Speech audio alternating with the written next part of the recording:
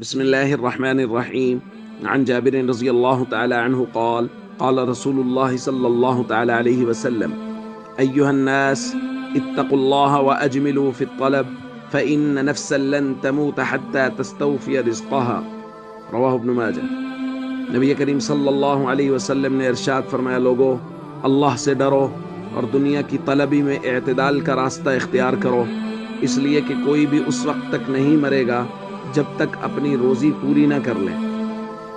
اور پھر دوسری روایت میں ارشاد فرمایا، وَلَا يَحْمِلَنَّكُمْ اسْتِبْطَاءُ الرِّزْقِ أَن تَأْخُذُوهُ بِمَعْصِيَةِ اللَّهِ، اور رزق کا سست روی سے آنا، آہستہ آہستہ آنا، وہ تمہیں اس بات پر نہ ابھار دے کہ تم اللہ کی معصیت کے ذریعے رزق کو تلاش کرنے لگ جاؤ۔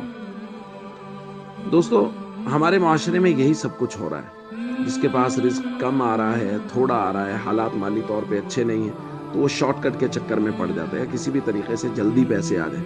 وہ حلال ہے یا حرام ہے اس سے کوئی سروکار نہیں ہے، بغیر حلال و حرام کی تمییز کیے بس یہ کوشش کر رہے ہیں کہ پیسہ آنا چاہیے، کسی بھی طریقے مال آنا چاہیے، کیونکہ ہمارے پیمانے اور معیار بدل گئے۔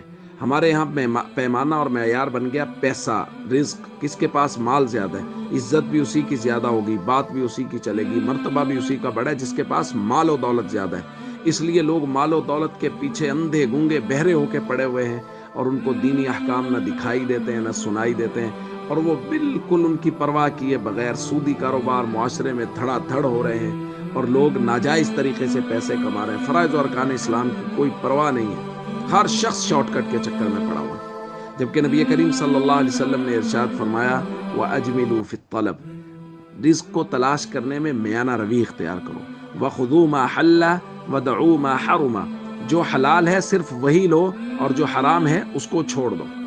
تو دوستو، ہم سب کو اس بات کی بہت بہت پرواہ کرنی ہے، ہم اس بات کا بہت خیال کرنا ہے کہ ہماری روزی، ہمارا رزق وہ حلال طریقے سے آئے، حرام نہ آئے۔ ایسا نہ ہو خدا نخواستہ ہم اپنی اولادوں کو حرام کھلائیں۔ السلام علیکم ورحمۃ اللہ۔